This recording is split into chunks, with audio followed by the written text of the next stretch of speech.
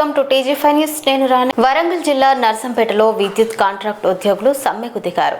వల్లభ్ నగర్ రోడ్లోని విద్యుత్ కార్యాలయం ఎదుట టీవీఏఈ ఎన్పీడీసీఎల్ సంఘం జాయింట్ సెక్రటరీ కల్లం పాపిరెడ్డి ఆధ్వర్యంలో ఆందోళన నిర్వహించారు. ఈ సందర్భంగా పాపిరెడ్డి మాట్లాడుతూ గత ప్రభుత్వం కాంట్రాక్ట్ ఉద్యోగులను రెగ్యులరైజ్ చేస్తామని హామీ ఇచ్చినా ఇప్పటి వరకు అమలు కాలేదని ఆవేదన వ్యక్తం చేశారు.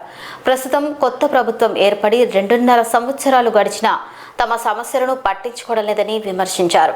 ట్రాక్ట్ ఉద్యోగులను చిన్నచూపు చూస్తున్నారని ఆరోపిస్తూ పలుమారు నిరసనలు చేపట్టినా ఫలితం లేకపోతే నిరవధిక సమ్మెకు దిగుతామని హెచ్చరించారు. ఈ కార్యక్రమంలో దేవేందర్, సాంబయ్య, మొగిలి, రాజశ్రీ, జ్యోతి తదితరులు పాల్గొన్నారు.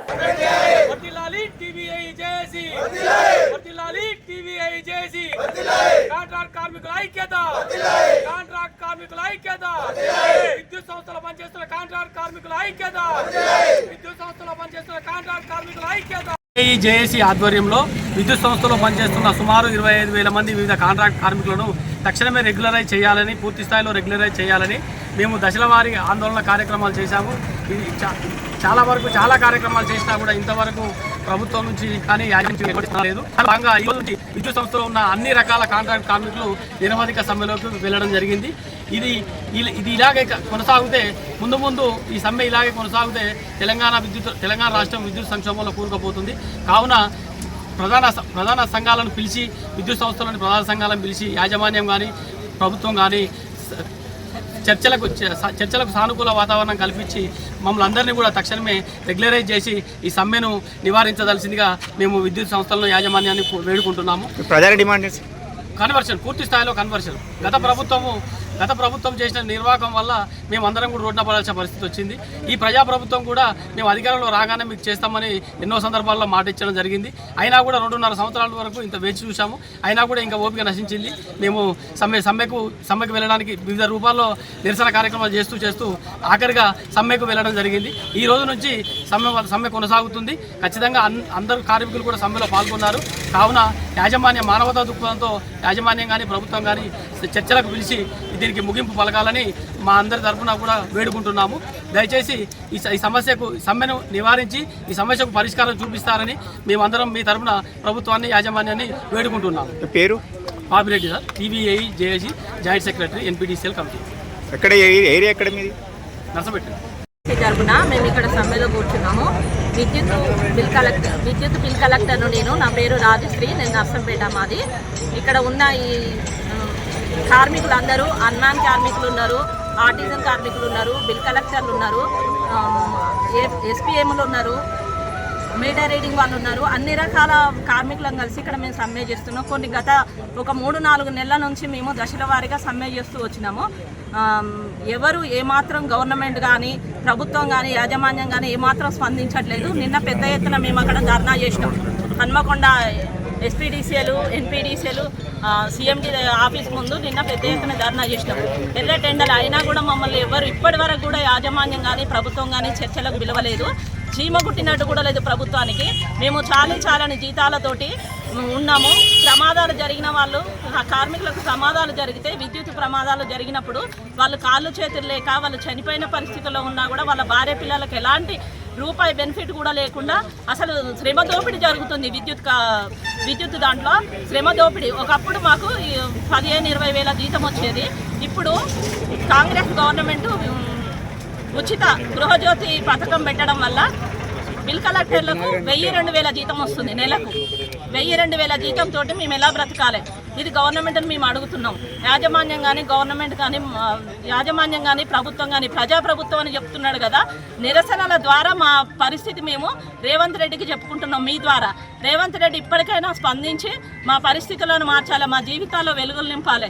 మేము దిక్కుతోచని స్థితిలో కనీసం మేము గొంతెమ్మ కోరికలు కోరుకుంటలేము. జీవో నెంబర్ 11 ప్రకారం కనీస వేతనాలు, శ్రమకు తగ్గ ఫలితం కావాలని కోరుకుంటున్నాం. మా అందరి జీవితాలను బాగు చేయాలని. మేము కూడా రాష్ట్రంలో ఉన్న ప్రజలమే కదా, మేము ఓట్లేస్తే గెలిచిండు కదా. ప్రజాప్రభుత్వం అంటే ప్రజల చేత ఎన్నుకోబడ్డది కదా. మరి ఈరోజు మమ్మల్ని ఎందుకు ఇట్లా చేస్తున్నాడు? గత ప్రభుత్వం మమ్మల్ని మోసం చేసింది. ఇప్పుడు రేవంత్ రెడ్డి గారు కూడా మమ్మల్ని మోసం చేయొద్దని మేము మీ ద్వారా వేడుకుంటున్నాము. హైదరాబాద్ మల్కాజ్గిరి జీహెచ్ఎంసీ పరిధిలో రోడ్లపై ఉన్న అక్రమ నిర్మాణాలను అధికారులు కూల్చివేశారు. ఏసీపీ శ్రీనివాస్ ఆధ్వర్యంలో నిబంధనలకు విరుద్ధంగా నిర్మించిన నిర్మాణాలపై చర్యలు చేపట్టారు.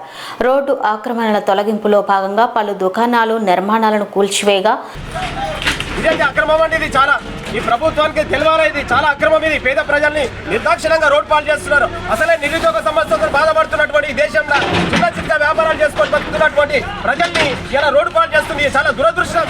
ఇది మీరు ఆలోచించాల్సిన అవసరం ఉంది. తక్షణమే ఈ అక్రమ తొలగింపులను ఆపాలి. ఈ పేద ప్రజలకు ఏదో ఒకటి ఆల్టర్నేట్ చూపించిన తర్వాతనే పూర్తి చేయడం అనేది ఆపాలని చెప్పేసి కేంద్ర ప్రభుత్వాన్ని రాష్ట్ర ప్రభుత్వాన్ని డిమాండ్ చేస్తా ఉన్నాం. అదేవిధంగా మున్సిపల్ అధికారులు కూడా ఇలాంటి నోటీస్ ఇవ్వకుండా, ఒక కనీసం పేపర్ ప్రకటన ఇవ్వకుండా, ఒక ఆటో ప్రచారం చేయకుండా ఏకంగా ఎవరికి గెలవకుండా వచ్చేది ఇట్లా బుల్డోజర్లు పెట్టి పూర్తి చేయడం అనేది ఇది సరైనది కాదు. ఈ అధికారులు చేస్తున్నటువంటి ఘోర తప్పిదం. ఇది పేద ప్రజలతోని చెలగాటమాడుతున్నారు. ఇది సరైనది కాదు అని చెప్పేసి ఈ సందర్భంగా మీ అందరికీ సిపిఎం పార్టీ తరఫున హెచ్చరిస్తున్నాం ఈ అధికారులను.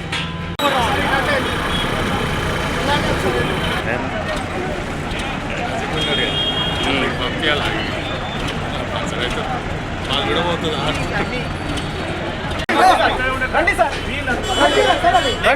ఎంతమంది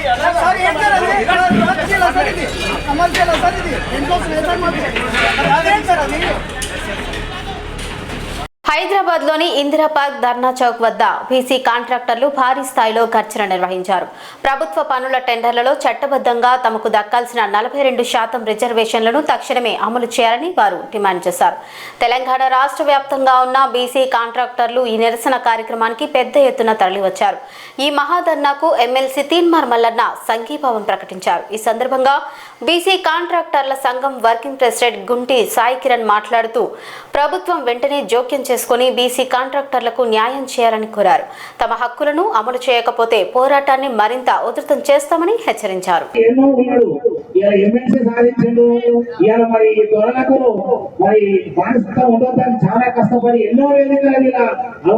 తెలంగాణ రాష్ట్ర వ్యాప్తంగా ఉన్న బీసీ కాంట్రాక్టర్లు అందరం కూడా ఇందిరా పార్క్ ధర్నా చౌక్ లో ధర్నా చేయడం జరుగుతుంది.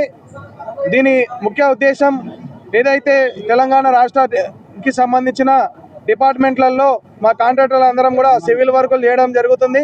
ఆ సివిల్ వర్క్లకు సంబంధించిన టెండర్లలో బీసీలకు తగిన రిజర్వేషన్ కోసం అనేది ఈ ధర్నా అనేది చేయడం జరుగుతుంది. కామారెడ్డి డిక్లరేషన్లో కూడా ఇది 3rd పాయింట్ లేక పెట్టించడం జరిగింది. కానీ కాంగ్రెస్ ప్రభుత్వం ఈ రోజు వరకు కూడా ఇంప్లిమెంటేషన్ కాలేదు. ఆ ఇంప్లిమెంటేషన్ చేస్తే కేవలం ఇప్పుడు ఉన్న కాంట్రాక్టర్లకే కాకుండా చదువుకున్న బీసీ నిరుద్యోగులకు కూడా ఎంతో ఉపాధి దొరికే మార్గం అవుతుందనే ఉద్దేశంతో ఈరోజు యావత్ తెలంగాణ రాష్ట్రం బీసీ కాంట్రాక్టర్లను కలిసి ఈ యొక్క ప్రోగ్రామ్కి నాంది పలికినాం. దీనికి తీన్మార్ మల్లన్న గారు కూడా మాకు మద్దతు తెలుపుతూ ఈరోజు తీన్మార్ మల్లన్న గారు కూడా రావడం జరుగుతున్నది. కాబట్టి ఇంకా భారీ ఎత్తున మా బీసీ కాంట్రాక్టర్లు కూడా అందరు రావడం జరుగుతుంది. మీర్పేట్ పోలీస్ స్టేషన్ పరిధిలో గో సంరక్షకుడిపై దాడి జరిగిన ఘటన ఉద్రిక్తతకు దారితీసింది. గో సంరక్షణలో ఉన్న వ్యక్తిపై కొందరు దాడి చేసినట్లు సమాచారం. ఈ ఘటనతో స్థానికంగా ఆందోళనకర పరిస్థితులు నెలకొన్నాయి. సమాచారం అందుకున్న వెంటనే సంఘటన స్థలానికి అందల శ్రీరాములు చేరుకుని బాధితుడిని పరామర్శించారు. ఈ సందర్భంగా దాడికి పాల్పడిన వారిపై కఠిన చర్యలు తీసుకోవాలని ఆయన డిమాండ్ చేశారు. ధర్మాన్ని కాపాడే వారిపై ఇలాంటి దాడులు జరగడం దురదృష్టకరమని ఆయన ఆవేదన వ్యక్తం చేశారు. బాధ్యులపై కఠిన చర్యలు తీసుకునే వరకు పోరాటం కొనసాగిస్తామని హెచ్చరించారు. పోలీసులు కేసు నమోదు చేసి దర్యాప్తు చేపట్టారు. ఈ పిఎస్ఎల్ మనతో వేరే పిఎస్ఎల్ రారా ఈ పిఎస్ఎల్ చూస్తామంటే దాంతో మాట్లాడమంటున్నాం. మీ ఏసీపీ గారు అడగండి. మీ ఏసీపీ గారు లిమిటే కదా, మీ ఏసీపీ లిమిటే కదా.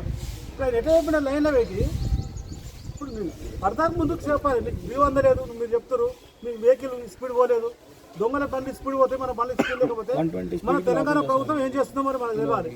ఇంత మంచిగా చెప్తారు సార్, మీరే చెప్తారు మన లిమిట్ మా బండ్లు ఎక్కువ పోలేవని. మన స్పీడ్ ఉంది, మన స్పీడ్ ఎక్కువ ఉంది. ఎట్లా మరి దొంగలు దొరికించుకోవాలి? మరి మన బండ్ల స్పీడ్ ఉన్నప్పుడు, మన బండ్ల స్పీడ్ తక్కువ ఉన్నప్పుడు ఎట్లా దొరికించుకోవాలి? మనం ఎట్లా ఈ రాష్ట్రాన్ని కాపాడుతాం? ఈ రాష్ట్రాన్ని ఎట్లా కాపాడుకుంటాం, ఎట్లా రక్షించుకుంటాం? మీరు ఒకసారి ఆలోచించండి. సరే ఏమైనా కానీ రాత్రి ప్లాన్ మీద కత్తలతో అటాక్ చేయడం కరెక్టా? మీ పరిధిలో వచ్చి అయ్యింది. మీ ఇప్పుడు అలాగే ఇప్పుడు పట్టుకోరండి. మీరు ఇప్పుడు ఏమంటారు? నాకు ఇప్పుడు ఆ షిఫ్ట్ కారు కావాలి, ఆ బొలోరో కారు కావాలి, అందులో 7 మందిని తీసుకురావాలి. అందులో ఆవు ఉంది, ఈ ఆవులు బులోలో ముగ్గురు, మొత్తం 10 మంది. ఈ 10 మందిని ఆవులని ఆ బండ్లు తీసుకురండి. మేము ఇంటికి వెళ్ళిపోతాం. బడంగ్పేట్ మున్సిపల్ కార్పొరేషన్ లో 150 కోట్ల అవినీతి జరిగిందని బీజేపీ నాయకులు ఆరోపించారు. మహేశ్వరం నియోజకవర్గంలోని శంషాబాద్ జోన్ బడంగ్పేట్ సర్కిల్ కార్యాలయం ఎదుట బీజేపీ ఆధ్వర్యంలో ధర్నా నిర్వహించారు. ఈ సందర్భంగా బీజేపీ క్లస్టర్ అధ్యక్షుడు రాళ్లగూడెం రామకృష్ణారెడ్డి మాట్లాడుతూ డిప్యూటీ కమిషనర్ తో పాటు 10 మంది అధికారులు సస్పెండ్ కావడం అవినీతి తీవ్రతను చూపిస్తోందన్నారు. ఈ అవినీతిలో బీఆర్ఎస్ కాంగ్రెస్ నాయకుల హస్తం ఉందని ఆరోపించారు. బీజేపీ కార్పొరేటర్లపై కాంగ్రెస్ చేస్తున్న ఆరోపణలు నిరాధారణమని గత 12 సంవత్సరాలుగా బడంగ్పేటలో జరుగుతున్న అవినీతిపై బీజేపీ పోరాటం చేస్తోందన్నారు. కాంట్రాక్టర్లకు పనులు చేయకుండానే టెండర్లు కేటాయించి కోట్ల రూపాయలు దోచుకున్నారని ఆరోపించారు. లాపూర్లో ప్రభుత్వ పాఠశాల బాత్రూమ్ మరమ్మతుల పేరుతో 40 లక్షలు దుర్వినియోగం చేశారని విమర్శించారు. ఈ అవినీతి భాగోతాన్ని బయటపెట్టడంలో బీజేపీ పాత్ర కీలకమని తెలిపారు. ఈ కార్యక్రమంలో బీజేపీ మాజీ కార్పొరేటర్లు, సీనియర్ నాయకులు, మహిళా నాయకులు పాల్గొన్నారు. మన బడంగ్పేట్ సర్కిల్ కార్యాలయం ఎదురుగా ఈరోజు భారతీయ జనతా పార్టీ ఆధ్వర్యంలో పెద్ద ఎత్తున నిరసన కార్యక్రమం ఏర్పాటు చేయడం జరిగింది. ఈ యొక్క బడంగ్పేట్ సంబంధించినటువంటి కార్పొరేషన్ సంబంధించినటువంటి నిధులని పక్కదారిన పట్టించి ఈరోజు అధికారులు మరియు కొంతమంది రాజకీయ నాయకులు ఒకటై ఈ బడంగ్పేట్ కార్పొరేషన్ నిధులని దాదాపు 150 కోట్ల నిధుల రూపాయలని ఈరోజు మింగేశారు. ఎక్కడ చూసినా, ఏ పేపర్ చూసినా, ఏ ఛానల్ చూసినా 20 రోజుల నుంచి ఈ యొక్క వార్తలు మొత్తం సర్కిల్ అవుతున్నాయి. దాని మీద అనేక రోజుల నుంచి భారతీయ జనతా పార్టీ మొదటి నుంచి ఈ రోజు వరకు అనేక మంది అధికారులకి ఫిర్యాదులు ఇస్తూ ఈ యొక్క విషయాన్ని విజిలెన్స్ అధికారులకు ఫిర్యాదు చేసి ఈ విషయాన్ని బహిర్గతం చేసినటువంటి ఘనత భారతీయ జనతా పార్టీది. ఈ యొక్క విషయంపై బీఆర్ఎస్ పార్టీ కానీ కాంగ్రెస్ పార్టీ కానీ ఇప్పుడు ప్రెస్ మీట్లు పెడుతున్నారు. ఈ దొంగతనాలు బయట పట్టిన తర్వాత ప్రెస్ మీట్లు పెడుతున్నారు. ముందు అవినీతి జరుగుతున్నదని అందరికీ తెలుసు. ఈ యొక్క అవినీతి జరుగుతుందని చెప్పి భారతీయ జనతా పార్టీ ఎప్పటి నుంచో ఫిర్యాదులు ఇవ్వడం జరిగింది. ఈరోజు విజిలెన్స్ అధికారులు మేము ఇచ్చినటువంటి ఫిర్యాదుని స్పందించి ఈరోజు 150 కోట్ల రూపాయలు ఈ యొక్క అవినీతికి పాల్పడ్డాయని బయటికి తీయడం జరిగింది. ఇది ఇంతేకాదు, ఈ యొక్క అవినీతి అధికారులు వెనకాల ఉండి ఈ యొక్క బడంగ్పేట్ కార్పొరేషన్ బడా నాయకుడు ఉండి ఈ కోట్ల రూపాయలు దంచుకున్నాడని చెప్పి అనేక అనుమానాలు వ్యక్తమవుతున్నాయి. ఇప్పటికైనా ఈ యొక్క 10 మంది అధికారులు అలాగే డిప్యూటీ కమిషనర్ గారు సరస్వతి గారు నోరు విప్పాలి. మీరు నోరు విప్పితే అసలు జరిగిన విషయాన్ని బయటికి వెళ్తాయి. మీరు చేసింది చారణ, కానీ దీని వెనకాల ఉండి తిన్నది ఒక బడా రాజకీయ నాయకుడు. ఇప్పుడు మనము కొన్ని విషయాలు ఈ యొక్క నిరసన కార్యక్రమంలో తెలపడం జరిగింది.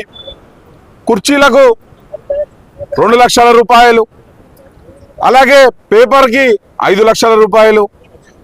అలా చెప్పుకుంటూ పోతే కె శ్రీధర్ రెడ్డి అనే కాంట్రాక్టరు, ఆయన ఎవరో కాంట్రాక్టర్ మహాత్ముడు, మహా పుణ్యాత్ముడు, కోట్ల రూపాయలు దంచుకున్నాడు. సాయినాథ్ అనే కాంట్రాక్టరు కోట్ల రూపాయలు దంచుకున్నాడు. అపర్ణ అనే కాంట్రాక్టరు కోట్ల రూపాయలు దంచుకున్నారు. చెట్లకు సున్నం వేసి లక్షల బిల్లు పెట్టిర్రు. డ్రై ఫ్రూట్స్ తిని లక్షల కోటి రూపాయల బిల్లు పెట్టిర్రు. చాయ్లు తాగి 80 లక్షల రూపాయల బిల్లు పెట్టిర్రు. అలా చెప్పుకుంటూ పోతే అన్న బాత్రూమ్లు అడగడానికి తెచ్చిన లిక్విడ్లకి లక్షల రూపాయల బిల్లు పెట్టిర్రు. ఈ యొక్క బడంగ్పేట్ కార్పొరేషన్ బాలాపూర్ ప్రభుత్వ పాఠశాల సంబంధించినటువంటి పాఠశాల 40 లక్షల రూపాయలు శాంక్షన్ చేస్తే పాత గోడలకు దర్వాజాలు ఎక్కించి 2 దర్వాజాలు ఎక్కించి 40 లక్షల రూపాయలు దోచుకున్న ఘనత ఎవరిదంటే ఆ ప్రభుత్వ పాఠశాలకి పక్కన ఉన్నటువంటి రాజకీయ నాయకుడికే ఈ ఘనత దక్కుతుంది. సొంత ఊరికి పిల్లల బాగు కోసం, పిల్లల మంచి కోసం, ఆడపిల్లలు ఇబ్బంది అవుతుందని ఇక్కడ అన్ని పార్టీల కార్పొరేటర్లు ఆలోచించి ఈ యొక్క నిధులు కేటాయించి తీర్మానం చేస్తే పాత గోడలకి రంగులేసి టైల్స్ వేసి 40 లక్షల రూపాయలు దంచుకున్నారు. దీని మీద భారతీయ జనతా పార్టీ అనేక మార్లు పోరాటం చేసింది, అనేక మార్లు వెలుగులోకి తీసుకురావడం జరిగింది. అంతేకాదన్నా ఈ బడంగ్పేట్ కార్పొరేషన్ సంబంధించినటువంటి ప్రజలు కట్టిన డబ్బుతో నువ్వు అక్రమంగా చేస్తున్న వెంచర్కి 50 లక్షల రూపాయలు నిధులు తీసుకుపోయి నీ వెంచర్కి రోడ్ వేసుకున్నావు. ఇది భారతీయ జనతా పార్టీ బయటకు తీసింది. ఇలా చెప్పుకుంటూ పోతే చాలా ఉన్నాయి. ఇప్పటికైనా చెప్తున్నా అధికారులు 10 మంది అధికారులకు చెప్తున్నాను, ఈ యొక్క జిహెచ్ఎంసీ విలీనమైన తర్వాత మళ్ళా వచ్చిన సరస్వతి డిప్యూటీ కమిషనర్ గారిని నోరు తెరవాలని. ఈ నోరు తెరిస్తే మీరు చేసింది కొంతనే అనవసరంగా అధికారులు బలిపశువులు అవుతున్నారు. అధికారులు నోరు తెరిస్తే ఈ బడా రాజకీయ నాయకుడు, ఈ బడా అనకుండా బడా కుబేరుడు బయటికి రావాలి. ఈ యొక్క ప్రజలు కట్టిన సొమ్ముని అడ్డగోలిగా దోచుకదిని రేపు రాబోయే రోజుల్లో వచ్చే ఎలక్షన్లలో ఖర్చు పెట్టి ఓటుకి 50,000 రూపాయలు ఇవ్వడానికి సిద్ధం ఉన్నాయన. అన్నా ఇంకొక విషయం చెప్తున్నా, ఈ యొక్క బడంగపేట కార్పొరేషన్ ప్రథమ పౌరాలైనటువంటి పారిజాత నరసింహారెడ్డి గారు ఓటు ఏడుండాలి, ఎన్ని జాగాలు ఉండాలి? ఈడ ఓడిపోతాయని భయంతో జల్పల్లిలో ఓటు వేయించుకుంది. ఇవి ఇప్పటివరకు ఉన్న అప్డేట్స్. మరిన్ని అప్డేట్స్ కోసం చూస్తూనే ఉండండి TG5 న్యూస్.